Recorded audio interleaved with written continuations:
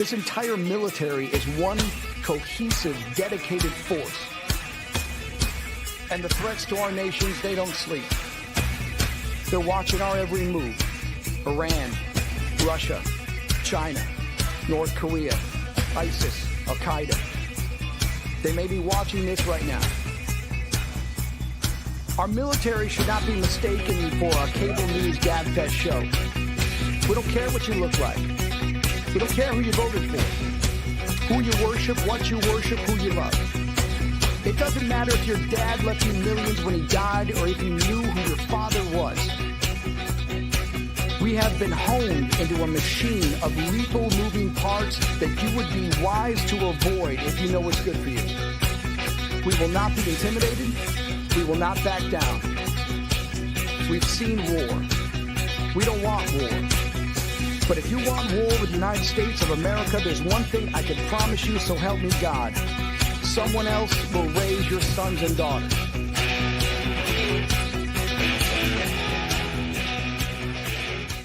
I want to make it clear that the views expressed by our hosts are not considered the official stance of MBR Views. Remember, this is all about having fun and enjoying the ride.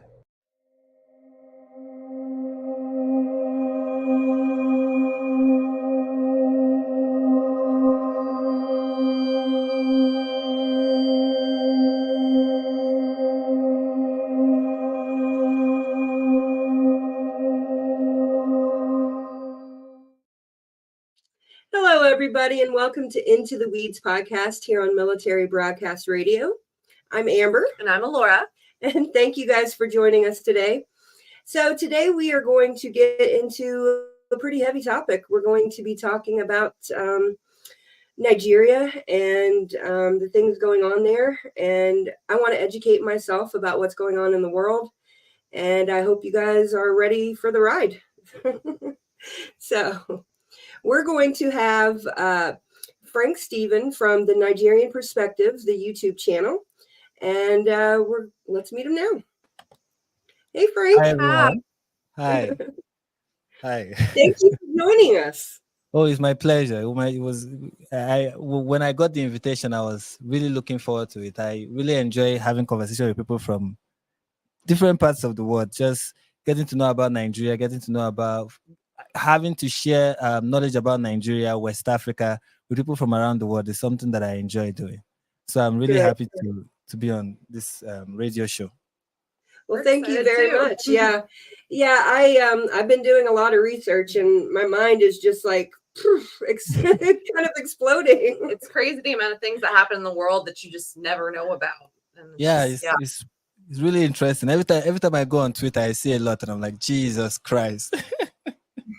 Because I get my Twitter feed, I get news from Nigeria, I get news from Pakistan, I get news from the United States, I get news from Iran, and I'm like, Jesus Christ, this world is crazy. Sometimes I'm afraid to even go on Twitter. I'm really afraid of it. Yeah, me too. I can only imagine. And with you being right there in the thick of everything, I'm sure it's even more dangerous, more concerning than for us living in Missouri. Yes. Something happened. I just finished a live stream a few minutes ago on my channel. So I finished the live stream. And in the middle of the live stream, there was an explosion. I don't know if people even had it. There was an explosion. Oh my goodness! Wow. Well, that is definitely a different setting than here in Missouri. I'm pretty sure it had something. Maybe it didn't have anything to do with. But it's just to tell you how like funny the country can be, right? Like I know friends who have had relatives kidnapped. I have relatives like that. I know people in Nigerian military who have lost their people who attend the same church as I do, who have lost their lives. There are military personnel in Nigeria who have lost their life fighting Boko Haram. So for people like me that stay in Nigeria, it's real. Like you see it in the news for you, like, oh, look at what is happening. But for us living here, it's real. Although recently in Nigeria, many Nigerians are just getting there's this how will I describe it? Where the news does not move us anymore. It's like, okay, yeah, it happened. Like these days, it's now a numbers thing. It's like Like the latest now was 160, and they'll be like, okay, what was the one before? Oh, the one before was 300. Okay, so this one is kind of small. Wow. So it's kind of like, oh, we are used to this. We've seen this too much that we are now desensitized, if that's the word. Yeah, kind No, of. I We don't care understand. anymore. I can understand that, but I can't even imagine it at the same time. You know what I mean? Yeah, I understand. I understand. Okay, so can you just give us a background of who you are, why you talk about the hypocrisy and the wild things that go on in your country and around the world, and just kind of give us a taste of that. Okay. Like my name is Frank Steven. So many people on my channel have asked if that's my real name. That is my real name. Maybe that's not a wise thing for me to do, to use my real name on social media, but it is my real name, Frank Steven. But my middle name is not there. My middle name is my language name. Many people don't know how to pronounce it, so I decided not to include that in my in my name. So yeah, so Frank Steven is my name. Grew up in Nigeria, born and raised in Nigeria, schooled in Nigeria, and so why I decided to like be on social media, especially on YouTube, and say some of the things I say and talk about the things I talk about was first just because when I saw so many of these things online, when I saw them on social media, I had something to say. Like I'll watch a news story or I'll read a news story and I had something to say. Like I look at, because as somebody who was an ardent user of YouTube, I get my YouTube feed is filled with commentaries from people who live in the United States, in the UK, in Canada. They are saying so many things about so many news stories around about things happening in the world, and I'm like, yeah, but there's something I feel like this should be said that you guys are not. There's this point you guys are not mentioning, and I'm like, I need to mention this thing needs to be mentioned, and maybe out of frustration that people are not saying some of the things that I would love that I think should be included in the conversation. I was like, you know what, I should have my own YouTube channel where I get the opportunity to say some of these things. And first, when I started, I was just commenting on some of the crazy things that were going on in the West, basically with the whole woke ideology, because that was one thing that I felt that I saw my viewers were interested in. Yes. But over time, I decided to talk about things that had to do with Nigeria, had to do with Africa, and also had to do with Islam, you know, which I think is like, which I consider to be an ideology that that I believe is, I don't mean Muslims. I need to make that clarification. It's not Muslims that I think are deadly or are destructive. I think Islam as a religious ideology itself is deadly and destructive, and that the West should be aware and wary of it and know what it is and know what it represents and know what it has done to various nations around the world. One of those nations being mine. So I'm using my experience as a Nigerian. Oh, look at Islam. Look at what Islam did to my country and what it is doing to my country. And of course, my country doesn't have it the worst. There are other countries like Pakistan, Iran. They have it worse than I do in Nigeria. But just look at Nigeria. It's a classic example in West Africa of what Muslims can do in a country. So I decided to use that. Although it's a recent development in my series of content creation to show people what Islam does to society. So yeah. It was out of I see a need for this kind of information. I decided to provide it. And that's why I call my channel the Nigerian Perspective, because I believe I'm giving people a Nigerian. I'm not saying the Nigerian. So people think I'm giving the typical Nigerian perspective. Some of my perspective are not typical Nigerian perspective, but as a Nigerian, it is a Nigerian perspective. So yeah, it's a very important perspective. Yeah, especially with you being there and dealing with it and having family and friends that have dealt with the kidnappings and all the other things. Like, so you grew up as a Christian? Yes, I did. I grew up as a Christian. My parents, both of them, father and mother, were both pastors. So okay. I was born in the church. I wasn't born in the hospital. I was just out of from the altar. My mother just pushed me out. So I think Alora can relate. I feel like I can relate to that a little bit. So yeah, I was born a Christian, but beyond just like having Christian parents, I would say yes, they contributed to me being a Christian even today. But beyond just that, I think on my own, because when I was in the university, Jesus Christ, I had a non-religious friend. He was like agnostic, and man, the conversation I had with him really rocked my my Christian faith for a while. Like it made me Yeah. think. Yeah. So when I was in university, I had that period where I was like, why do I really believe what I believe? And then I had to, on my own, really, come to the conclusion I have come to with regards to my faith in God and my faith in Jesus. So Yeah. it's more than just based on the fact that I was born into a Christian home, but something that I believe in. You have to build a faith for yourself. I'm kind of figuring out my stuff. I'm kind of in my explorative journey at the moment, for better or worse. It's something I believe every person of faith needs to. There's that you have to go through that period where you need to really ask yourself crucial questions, and like, is this? I feel every person of faith at one point, except when I look at Muslims, I wonder if they go through that. But as a Christian and other people, I think it's at one point you ask yourself, am I really buying this? You kind of ask, am I really buying this? And over time, I feel one of the things that make someone's faith in Christ strong is having to go through that period of doubt, right? Where you question, like, this thing I believe in? Why am I believing in it? Why do I believe in it? And coming out of that kind of strengthens your faith. And I think it did for me strengthen my faith. It did strengthen mine. So, yeah. Absolutely. Yeah, and I've been paying attention to your content. One thing I really love about you is just your sarcasm and wit. I live in a household full of people with sarcasm and wit, and I have none of my own. So when I see it, I admire it for what it is. I know how smart people have to be like that. Yeah. It's, there was something somebody said.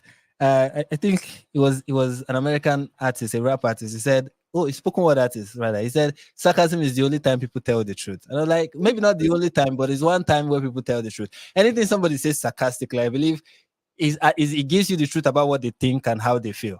Even though it comes out as funny, and sometimes it makes the truth palatable, I believe, but it is true. Whatever somebody is saying sarcastically, there's a huge element of truth in it. And that's why I employ sarcasm in delivering my content on social media. It's very effective. It kind of, to people because so many of the topic I believe I talk about with regards to like what's going on in Nigeria, they're heavy subjects, right? They're talking about people dying, okay, and people being kidnapped and stuff like that. And if you just say it like, I don't want to, as much as there are gloomy situations, I don't want people to live with that gloom, or at least be able to digest it with a bit of sarcasm. That's kind of like the intention behind it. That's why I employ sarcasm. So to help people digest terrible news stories. Yeah, I actually found you probably about 1.5 years ago or so, and I started sharing your YouTube shorts with my husband because I was like, oh my gosh, look at this guy. He's telling the truth, but he's doing it in a really funny way. We have certain people hear you out, Yeah. You have to have a way with your words. Yeah, thank you so much. Thank you for helping me for sharing my messages. When I hear people say they really enjoy it, I'm like, wow. When I started it, I was like, I hope I know what I'm doing. It was like I didn't know what I was doing, but when I see the reaction, I'm like, wow, okay, I'm really doing something. I'm up to something with this. So, and also the number of subscribers I have on YouTube is like, yeah, doing something good. Because how many do you have? Yeah, because I'm somebody who is very self-critical. I doubt myself a lot. So when I look at the outcome, we are doing something here. We are really achieving something here. So yeah, I really appreciate it. Okay. Yeah. So we're going to go to a commercial, and then we'll come back, and we're going to get into the discussion of some of what's happening to the children in your country, because I've been in children's ministry and youth ministry, and that's something that is a passion of mine, children. So I would definitely love to get into that. All right. So come back and hear us.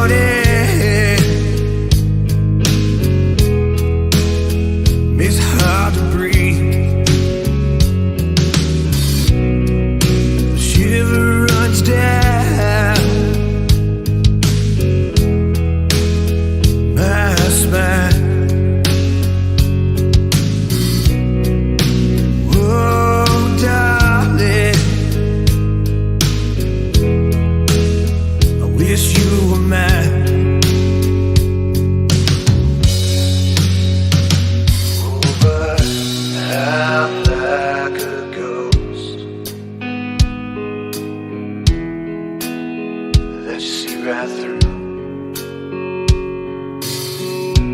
You don't even see me. And all I see is you.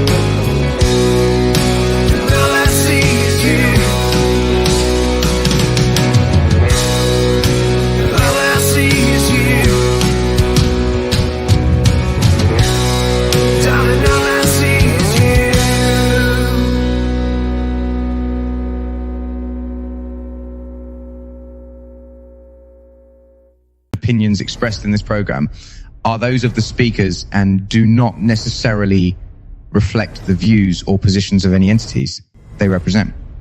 Find us on the web at mbradio.us. Welcome back, everybody, to Into the Weeds, and are here on Military Broadcast Radio. And we're speaking to Frank Stephen, the Nigerian prince. And so we're going to get into what's going on with the children, the women and the children in your country. And I know yesterday you had a live and you were talking about a 12-year-old boy who had both of his arms amputated. Yes. For stealing a phone. Yeah, for stealing a phone. And that was just like one of the reported cases. There are more cases like that, but they are mostly unreported. Yeah. So yeah, that's just something that happens under Sharia states in Nigeria that implement Sharia law, which they started implementing since 1999. After the 1999 constitution in the country was put in place, it allowed for Sharia law in some states in northern Nigeria.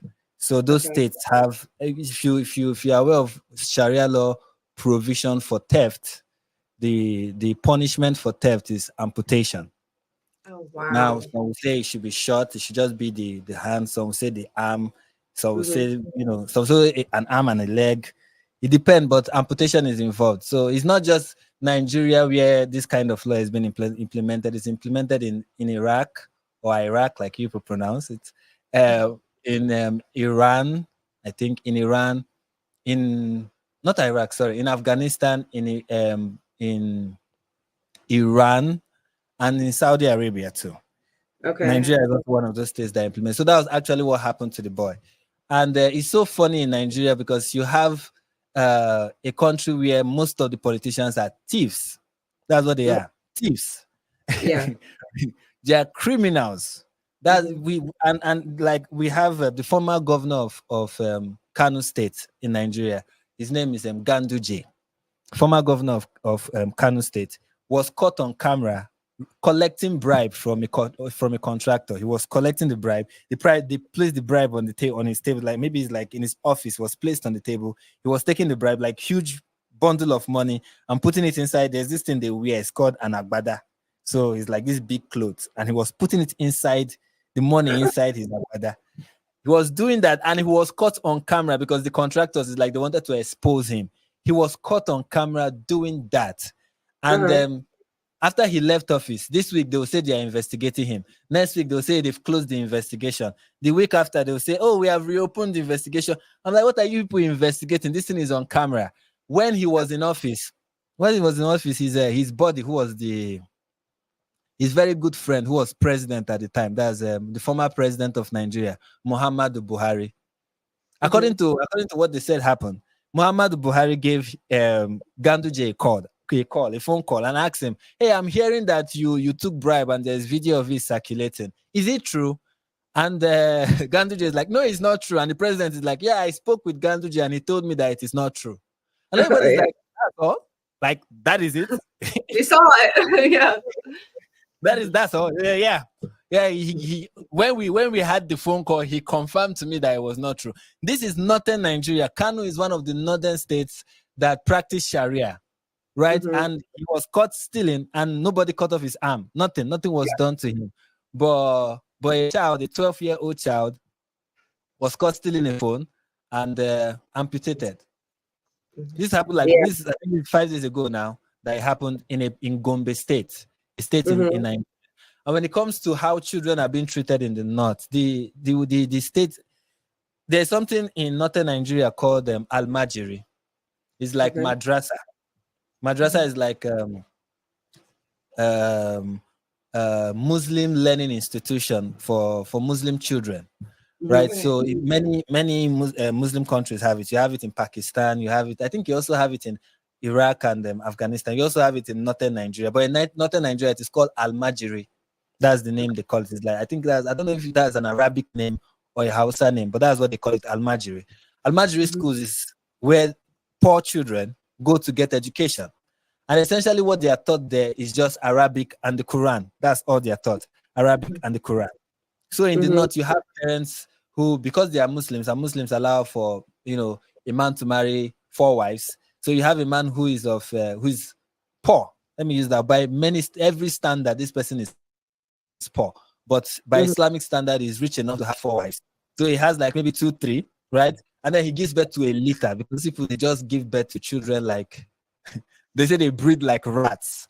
But I don't want to be Islamophobic. So they breed a lot. Let's not compare them to rats. Okay, they have a lot of children. So they give birth to it. This is something that happens constantly in northern Nigeria. They give birth to a lot of children, but they don't have the means to take care of the children. Right? So the female children, if they have girls, those girls get into early marriage. That is what happens. Early marriage, some of them marry as early as 9, 10, 11, 12. Then the men, the male children, not men, the boys, right? They are sent to Al-Majiri schools. And this is what happened in Al-Majiri schools. At night, they learn the Quran. Or at night and early in the morning, they learn the Quran, they learn Arabic. And during the day, they are sent out to the streets to go and beg. I saw that. And I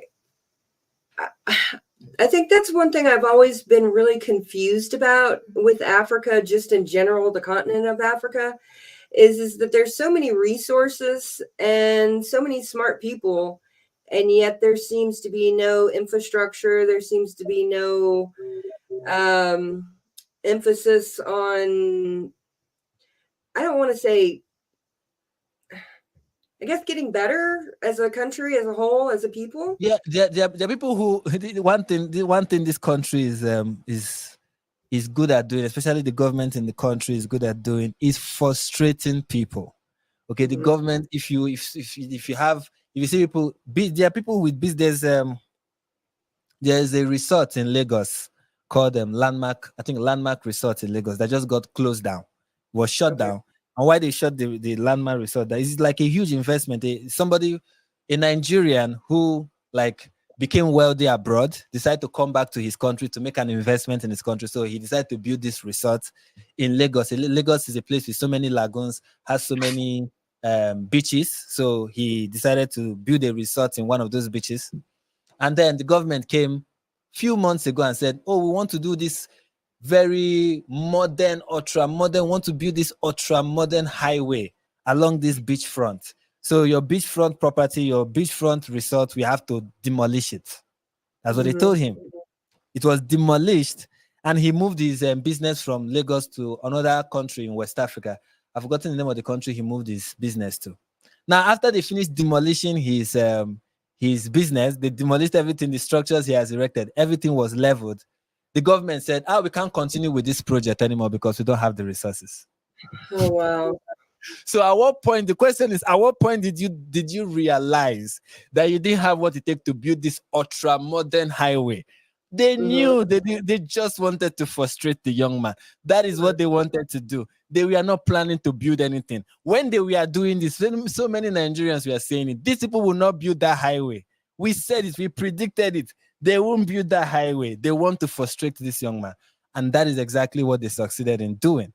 And they do it over and over and over again. There are bright minds in Nigeria. There are people who want to do businesses in Nigeria. Currently, the country is just, even foreign investors, they are chasing them away with their policies. How many multinational companies in Nigeria left between the first 1 year of the current administration? So many business. I'm talking pharmaceutical companies that had branches in Nigeria. Which other one? Even I'm even surprised that the telecommunication companies in Nigeria are not folding, because they usually used to be the one that were like, we are leaving, but they are still standing. We had malls that we are shutting down. There's a mall in the city where I'm living. Half of the mall is shut down, like it's no longer operating because of just how difficult it is to operate in Nigeria. And the government is like, nah. In fact, the current administration just celebrated 1 year in office. And what the president said is, oh, they are doing a fantastic job, that they are doing well. That I remember my brother sending me the headline, and I said, when you are the one marking your script, how are you not going to pass? So since the government, they're the ones marking their own scripts, they're going to give themselves A+. What do you intend? They're going to give themselves D or F? No, they are doing very well. What else do you want them to say? So that's what they said. Despite the level of insecurity in the country, despite the level of poverty in the country, despite the increase in the price of fuel in the country, they're like, nah, we are doing a very wonderful job. So that is what you have in this country, and that is why, like, places like northern Nigeria, where you have this condition, like, and northern Nigeria is very peculiar because the level of the low quality of education you have in the north is not the same thing you find in the south. The level of development you find in the north is not the same what you find in the south. The level of human development, human resource development you have in the north is not the same what you have in the south. And the reason for that is mainly religious, right? And it is a trend that started even before the country was created, right? Even before before the British entity that we now call Nigeria was created, it was a problem that was existing, right? Back before the country became Nigeria, we had under British rule, we had the Southern Protectorate and the Northern Protectorate, and they were not governed the same way. The governor generals, the military head of state, the colonial head of state then of both regions. We are not governing the country the same way. The North, we are treated differently than how the South was treated. In the South, they focus more on education because missionary activities. I don't know why I'm saying military. Missionary activities we are encouraged in the South, right? When the early stage of the country, missionary activities we are encouraged in the South. And missionaries, one way they want to get more people to, to be a part of, let's say, like you had CMS, you had Catholic, you had Anglican, you had so many denominations looking for converts. And how they competed in getting converts is opening schools, opening hospitals, trying to treat the population, to educate them. And by providing this service, they're able to lure people to their denomination. But in the North, it was not allowed because there you had Islam and Muslim leaders, religious leaders. We are not comfortable. Of course, that's what their religion teach, for them not to be comfortable with the spread of, any religion that is not Islam. It is considered in Islam, it is called fitna, spreading mischief in the land. So that's essentially what we are doing. That's how the Muslim leaders in the North saw it. And the British colonial governor generals, like the famous one, Frederick Lord Lugard, didn't want any religious tension in the North. So he halted missionary activities in the North. So why the South? We are getting educated, we are getting healthcare, we are getting progressive ideas infused into them. The North were still stuck with Islam and Islamic ideology and Islamic practices. So after you've already created this kind of huge gap between the North and the South because of the kind of what is obtainable in the North and what was obtainable in the South, the missionary activities in the South, the heavy presence of missionaries in the South, and what the ideas that we are introducing to the South, and that was not present in the North. Then in 1914, you decided to join both North and South together. And you're like, yeah, we are creating a nation. So you have people who, when it comes to education, they are way ahead, and you have people who, when it comes to education, they are far behind. Till this day, we have like many children in northern Nigeria who just primary school education, primary school, what you call in America grade school education, they don't have. Wow. They don't have grade school education. They are illiterates. The only thing they know is how to recite the Quran. That's all they know. You get, so when these people get older and they can no longer stay in the Almajiri schools because now they are old, they are mature. Please let me know when I've reached the oh, no, we'll go in a couple of minutes. Okay, so when these people get older and now it's time for them to leave Almajiri schools because they cannot stay in these schools forever, now they either get to do menial jobs like hawk things, or become cobblers, shoe repairers, people who polish shoes, that's what they get to do, or people who hawk things like, just menial jobs, or laborers, gatemen, people who like...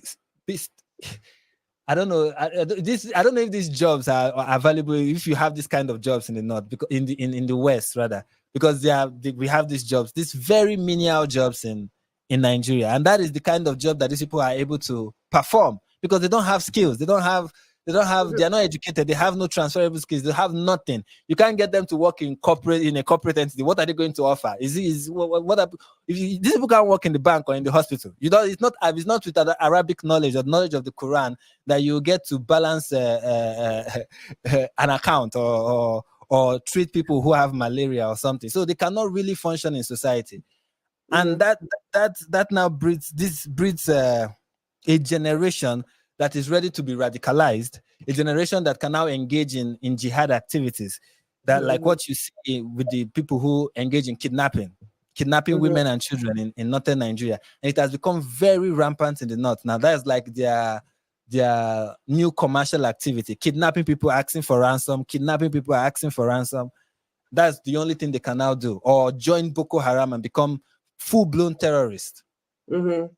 That is the only option that they have. You either become, you either do menial jobs, or you become a terrorist. And with menial jobs, you may not be able to get 2 or 3 wives. But if you become a terrorist, you can kidnap a bunch of women and marry them. I mean, so that's the option. That's the option that people have. So Wow. More than there. Okay, well, on that note, let's go to a commercial because that is some heavy stuff. Yeah, and when we come back, we will get into a little bit of what's been happening in Nigeria with the royals and other things like that. I just want to talk about that since I have you on here. And yeah, so stay tuned. all right. Introducing LT Defense Tactical Gear, your ultimate solution for top-notch protection and performance in the field.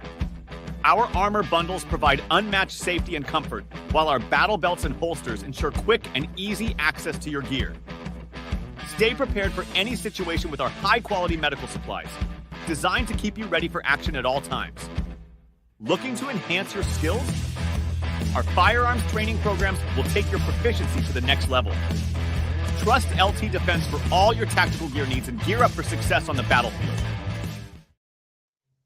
Welcome back, everybody, to Into the Weeds here on Military Broadcast Radio.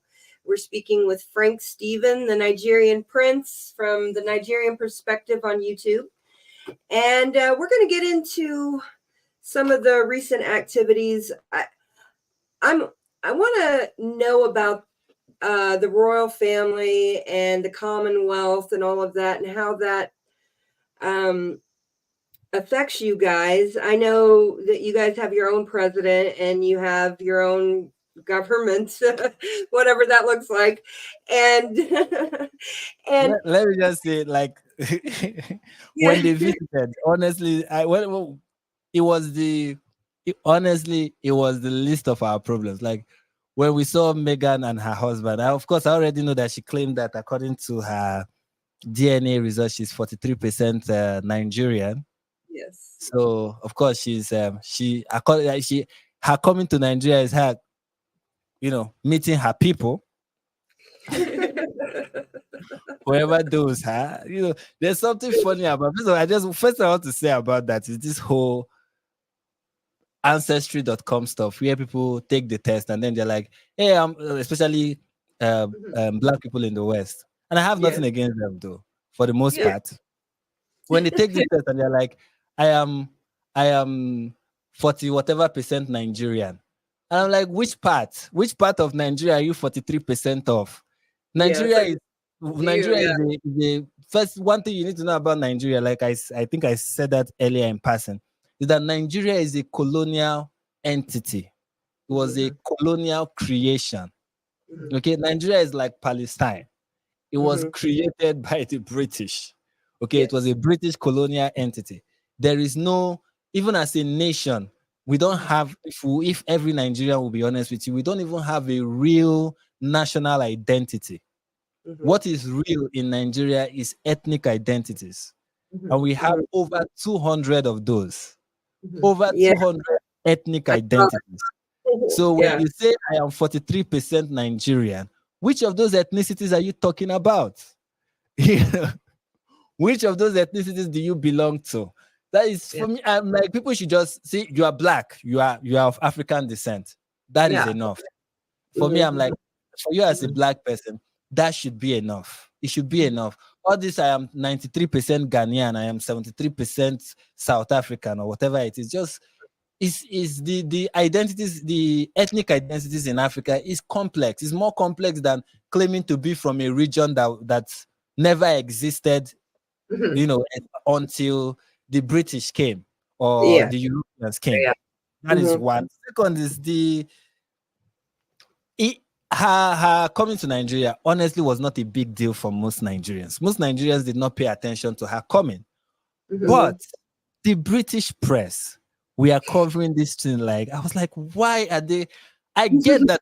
I don't like Meghan. I don't. For good reasons. I mean, it goes without saying. What is there to like when it comes to Meghan? But the obsession from Daily Mail, from I can't even remember some of the news anchors that I was seeing, like they were the ones who were making a big deal out of it. They were like, this person that Meghan said is her uncle is a former drug dealer. This person that I'm like, dude, just Nigeria is a weird place with weird people. If she claims somebody to be her uncle, trust me, that person has a criminal history. There is no. It's not rare. You're making the way you are putting this thing is like, why are you so just. I feel people should just ignore Meghan and Harry. Just ignore the two of them. Let them naturally just die out of public consciousness. But I don't think the British press wants that to happen. No. Well, I think as an American, okay, so I'm a history nerd. I love history. And because I am of European descent, of course, I delve into the English and the Scottish and the Irish, lineage and ancestry and all that stuff. And you were saying about Americans and ancestry. I think a lot of that comes from the fact that as I will say, as a white person growing up in a military town with all kinds of different ethnic people and cultures and stuff like that, I felt as an American that I had no culture, that I had nothing anchoring me to being an actual American. And because I always saw the Koreans and, all the other people that were in the military town. And but the reason I am interested in Prince Harry more than Meghan Markle and his role in the world. And I am very upset with the fact that they use countries, they use charities or whatever to promote themselves, but then do absolutely nothing for these charities, these countries, these people. And one thing that has been has come to my attention a lot is the plight of the Baka people in the Republic of Congo, or is that how you say it? The Republic of Congo? Yeah, DR Congo, Democratic Republic of Congo. Okay. Yeah, and I've been learning about that. I went to Survivor International, and they're a group that are trying to help the indigenous people of the world, help them with their fight against conservationists and people who say they're doing good for the world, and yet they're taking people's land away from them. They're destroying people, they're raping people, they're torturing people, all for conservation. And then they turn around and take these lands and make them, parks where people can go and on safari rides and stuff like that. And so that frustrates me, just as, just somebody as a historian looking, at all of this. And that's why I'm trying to kind of talk about it a little bit, because they're also, Harry and his wife are over here also meddling in our politics, and they're doing a lot of stuff that is not okay, in my opinion. And so, I just wanted to talk about the exploitation of Africa in general. Yeah, there are many forms when it comes to. I think I said this in a couple of live streams that I've done. I said that Africa is in a position where it is tempting to exploit. That's how I see the continent. I'm like, if you're a world power, if you're somebody with resources and with the means, you are tempted to exploit Africa. And I know many people don't see it like that. They see it as, this Chinese, because it's not just people from the United States. You have the Chinese, you have the Russians. The Chinese most especially. They are in Africa, heavy presence of Chinese companies, Chinese individuals in Africa, exploiting the natural resources in Africa. Russia has also, if you notice what is happening in some part of Francophone West Africa, the coup in Niger, the coup in Burkina Faso, the coup in Mali. Russia has a hand in it, and of course they want something out of all of this.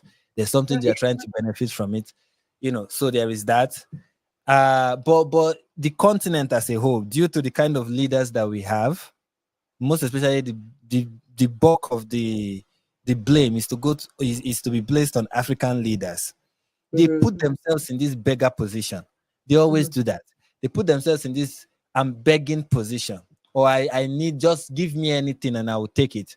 And they are corrupt. So any person who wants to exploit the continent, all you have to do is just bribe a corrupt official or pay them handsomely, pay them off, and they will give you access to anything and everything.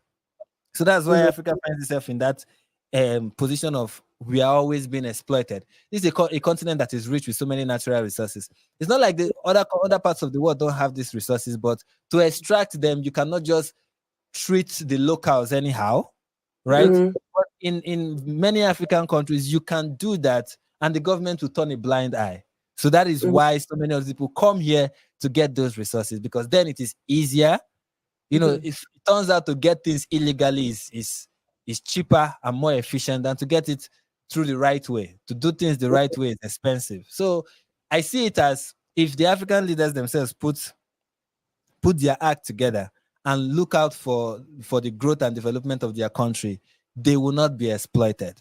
I strongly believe that. So there are people in the country who feel that foreign powers kind of put the leaders they want in power because they believe these leaders will help them exploit the nation.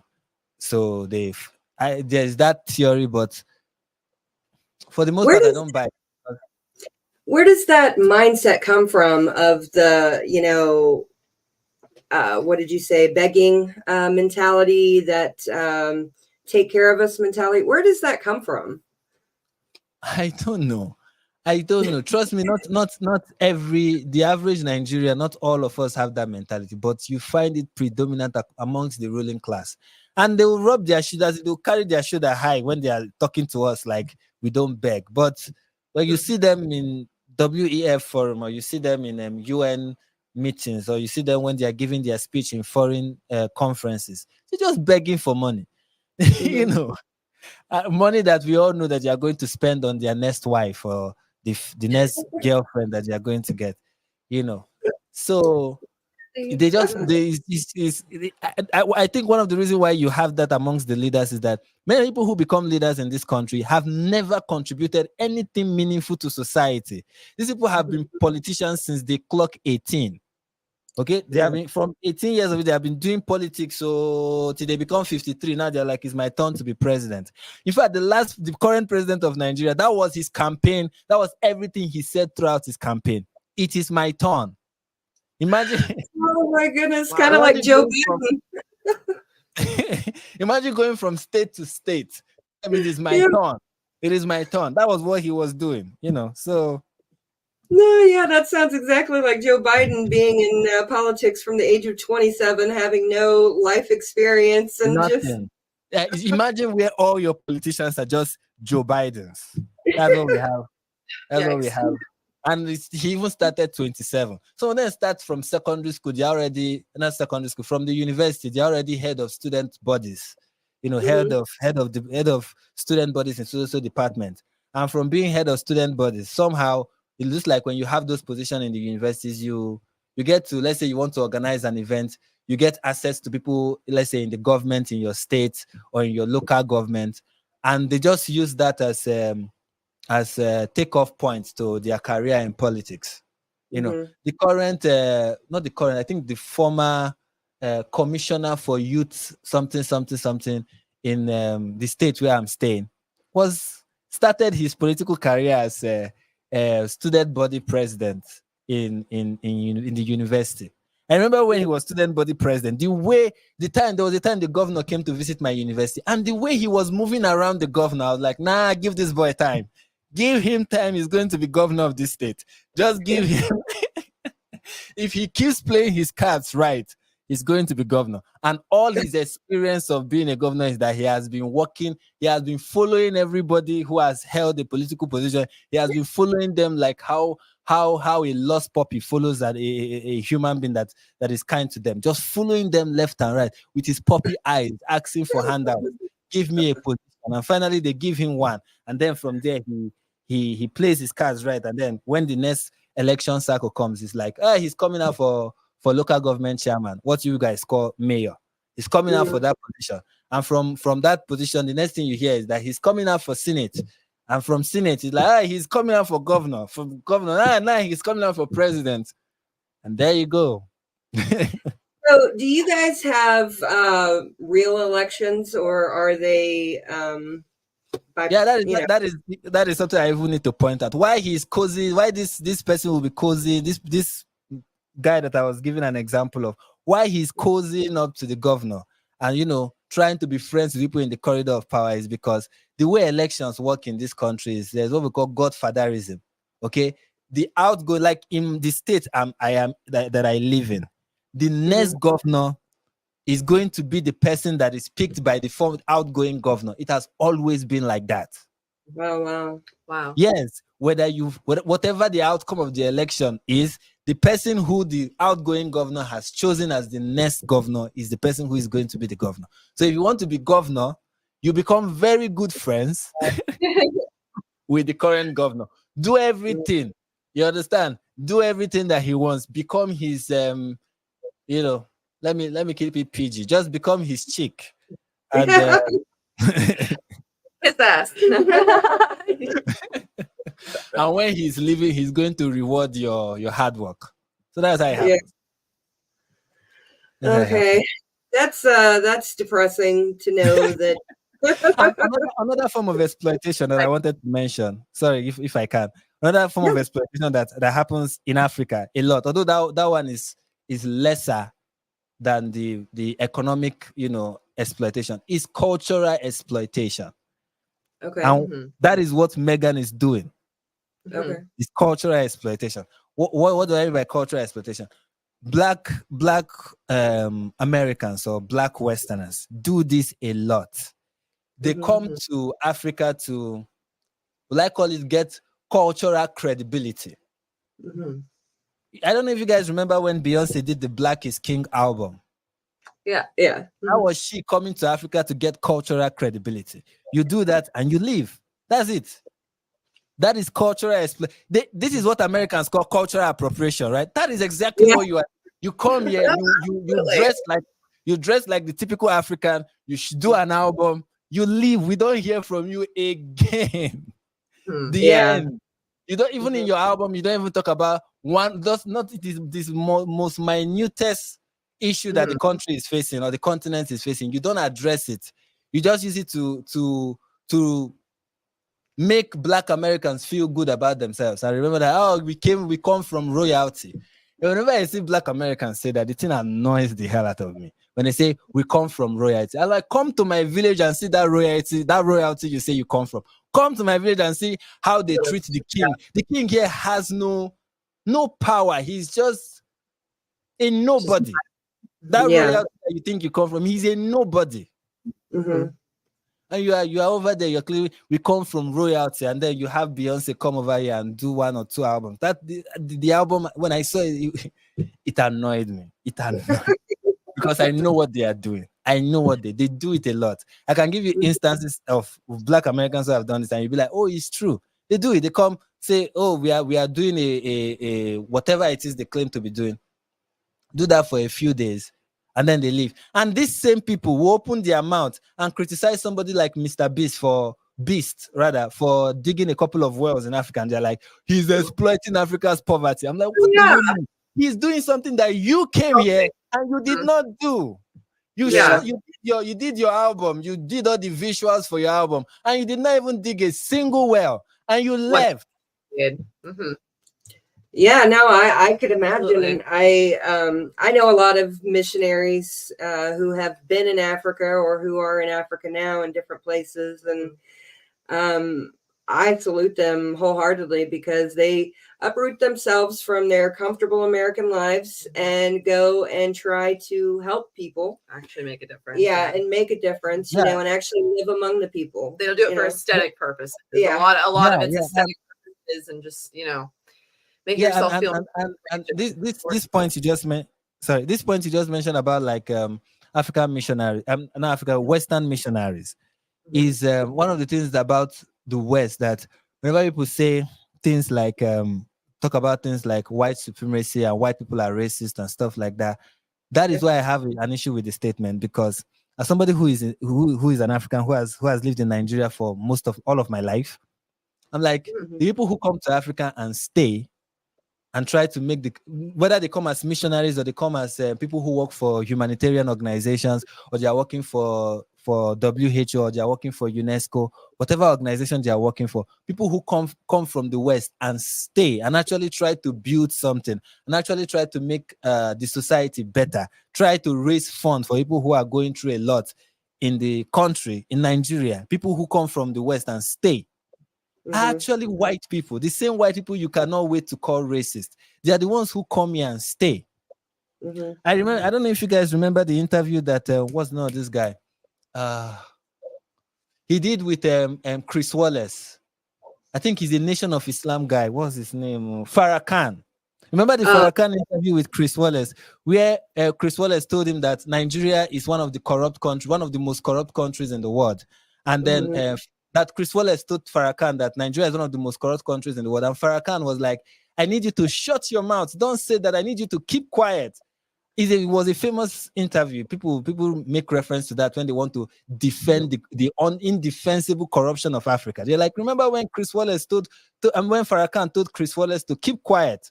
Do you know that Farrakhan actually came after that interview? He came to Africa, traveled to Africa in the name of trying to help them with their corruption problem. Oh, wow. Like he said in the interview that those who are going to help Africa is people like him. They're the ones who are going to go back to help Africa. He came to Africa. I've forgotten the country he came to. Met with a couple of people, had a couple of meetings. And then when he was leaving, this is what he said. He said, Africans, you guys will have to help yourself. Oh, wow. Yeah, the same Louis Farrakhan that was telling Chris Wallace, you need to keep quiet. We will go and help our people. I'm like, that's why another one that annoys me that Black Americans say is when they refer to Africans as their people. I'm like, please stop. Please stop. I know my people. I know them. Yeah, you are not one. Louis Farrakhan and Al Sharpton and all them don't even help their own people here. So I'm like, just please stop. You guys don't care. You guys do not care. The missionaries, they are the ones who care. The people who work for these NGOs, they are the ones who care. And most of them are white people. They are the ones who come here, they stay. I've seen white people who have lived all their lives in Africa. Or that they even have children that they give birth to in Africa here. Despite the fact that you have Africans who are looking for every opportunity to escape their continent and are looking for the nearest Western country that will accept them. But you have people who live their luxury, come here and try to make this place better. You know, and then somebody wants to say white people are inherently racist. I'm like, you don't know what you're talking about. Yeah. I wish people would just understand that people are people, and there's bad people and good people, and it doesn't matter what color they come in. You know, it's frustrating, but that's the world we live in, I guess. Huh? Yeah, it is. It is. And Nigerians have learned to adapt. You know, there was this Nigerian musician. I don't know if you know, he's late now. Fela Nicola Pokuti. He called Nigerians suffering and smiling.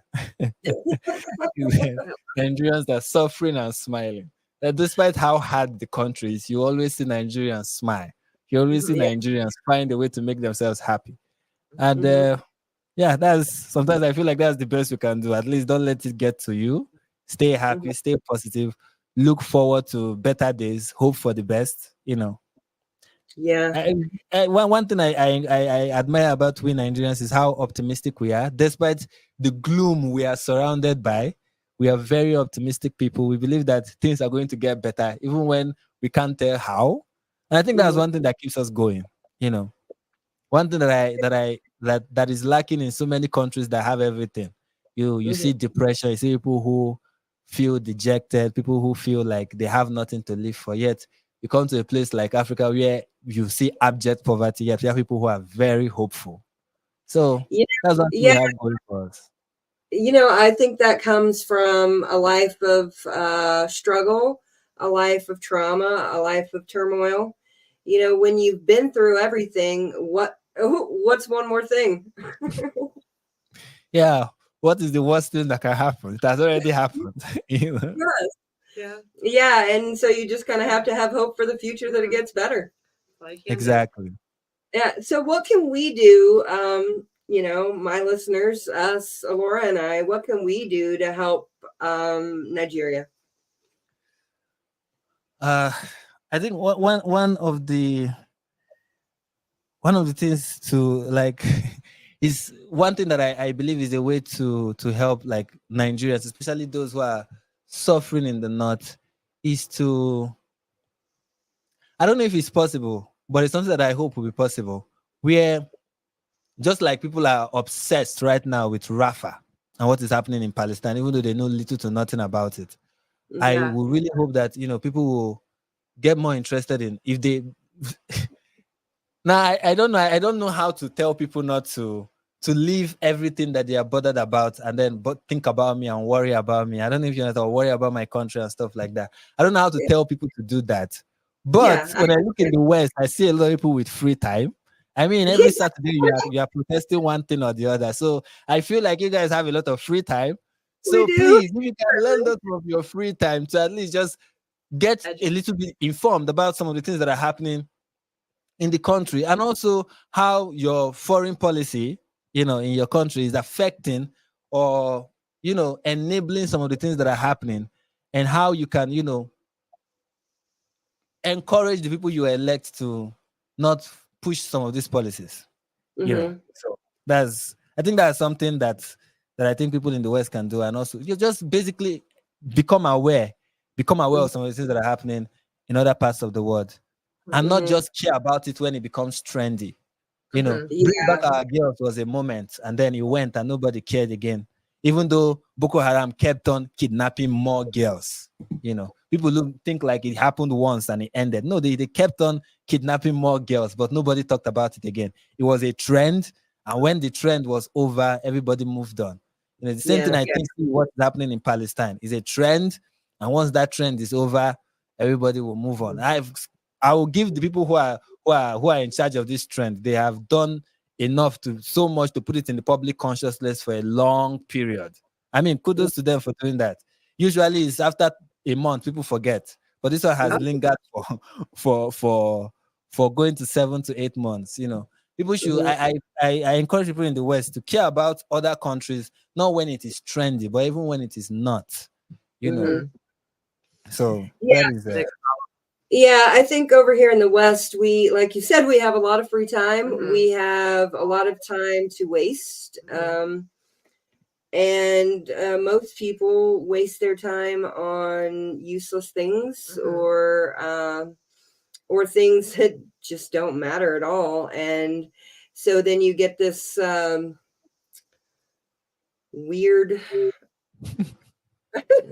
this weird thing that happens where these people who think that they're oppressed and who think that the world is terrible, have never even come close to experiencing somebody like people in your country, or even you possibly, and then they just act like their whole world is falling apart because they got called something different, or they, just did what some little minor.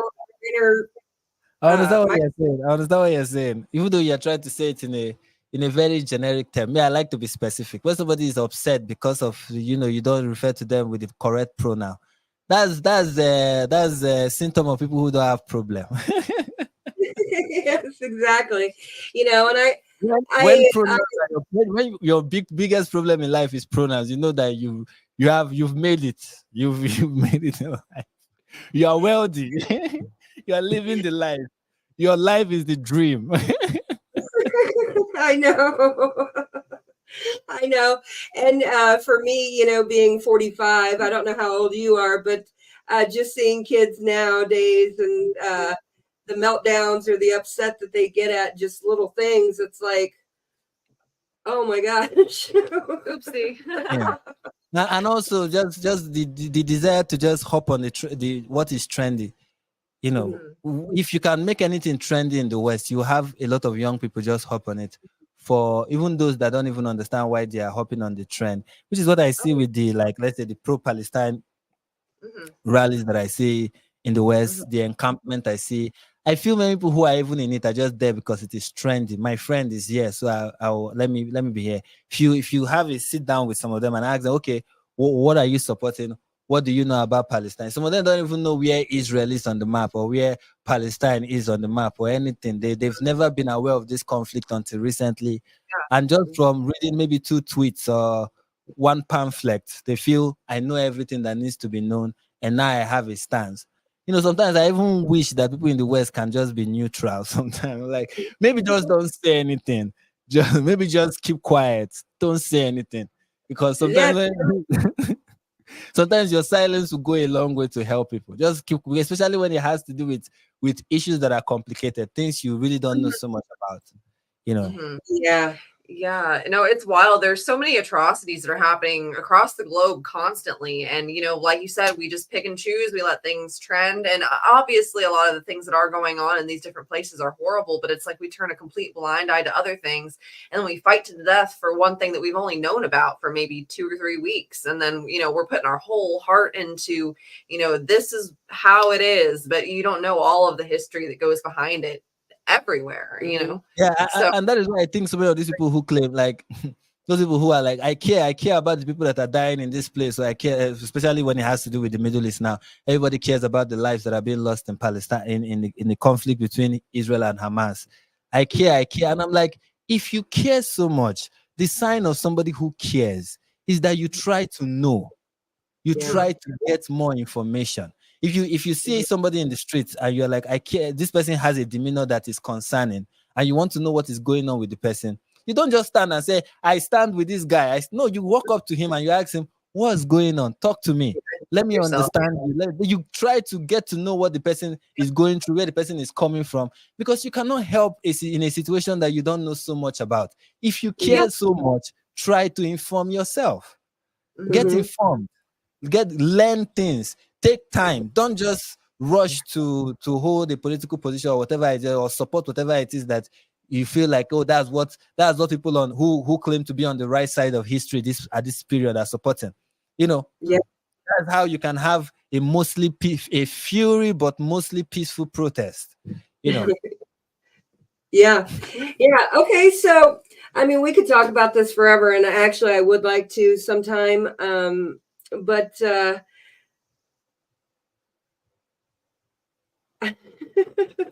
I'm afraid I'm going to get too. You don't need to care about being cancelled. I don't cancel people. I'm not. Ask the question anyhow you want to ask it. No, I was just.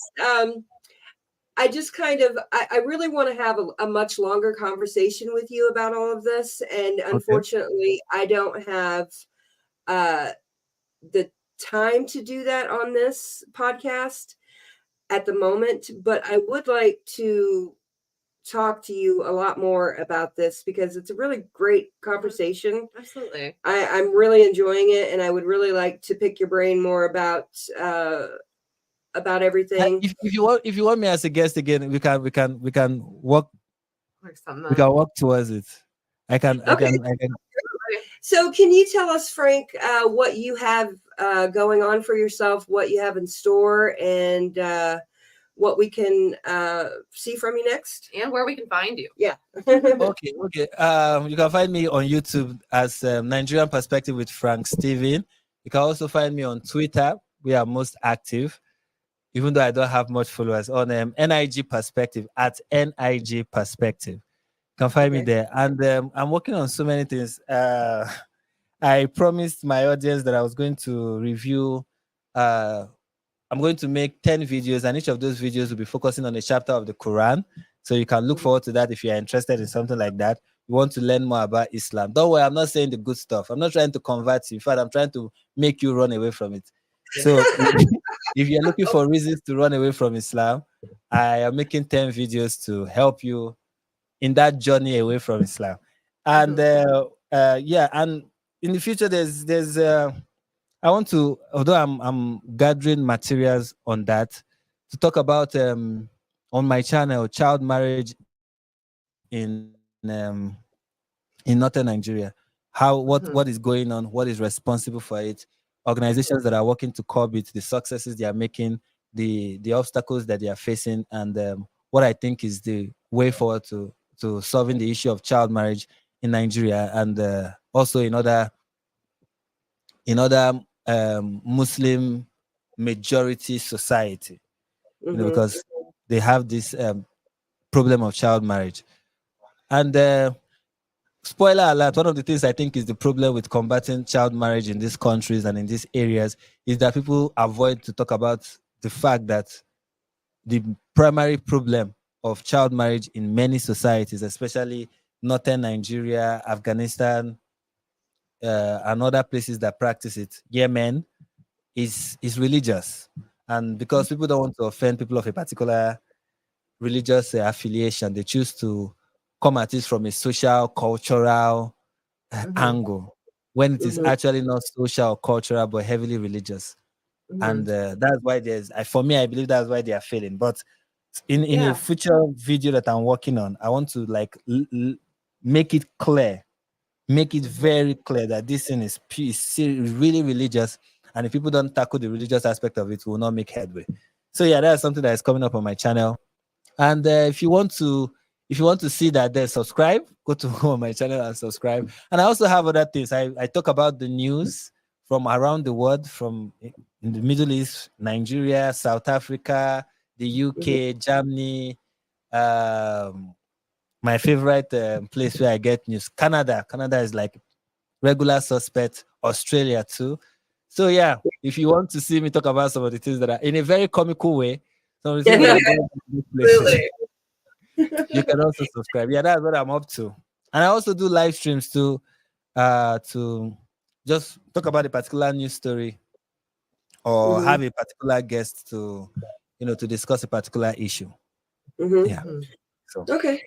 Yeah. I do have to say though, real quick before we go, especially since we just mentioned it towards the end, but that child marriage thing, I really feel like that is something that should be one of the most heavily fought for topics like in the world, honestly. And the fact that so many people just they kind of write it off, or it's not something that they, are so invested in and fighting so hard for. I mean, it's just, oh my goodness. I'm I believe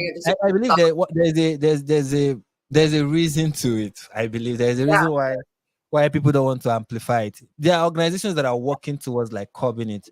They kind of do it on the low. Let's not let's not make noise about this, because there are certain people they don't want to upset. So that is the reason, I understand that. It's just the idea of it, just hearing it, just breaks my heart.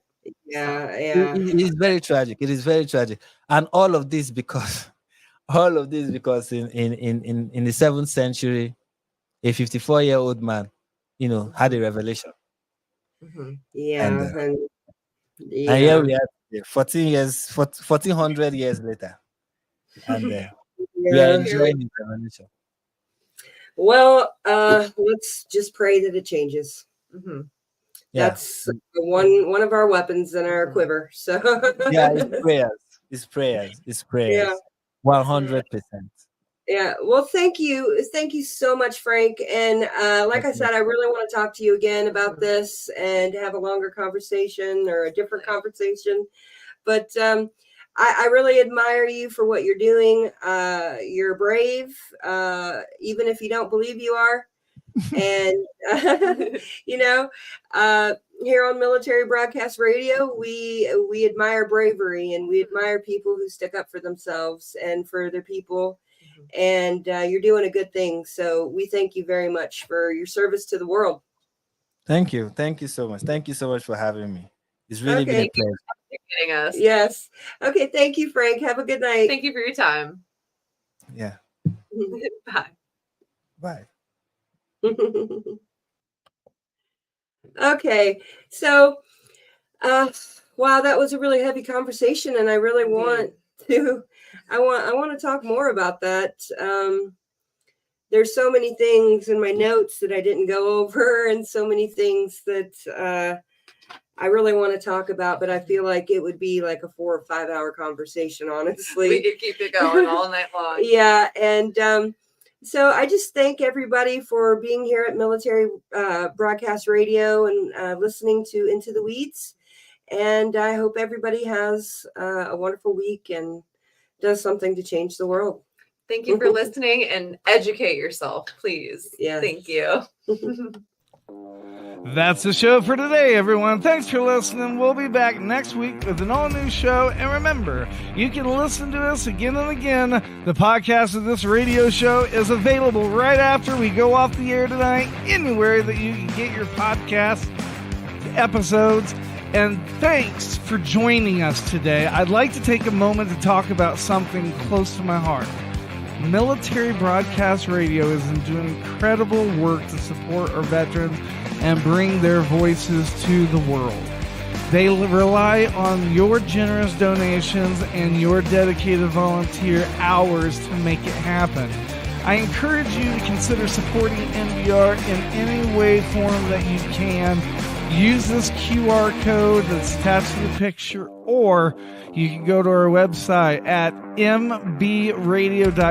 That's MikeBravoRadio.us to learn more about how you can donate or volunteer even just an hour a week from your home. Help make a difference in the lives of our veterans, because once again, we're all here for you and not for us. We're giving our veterans a voice.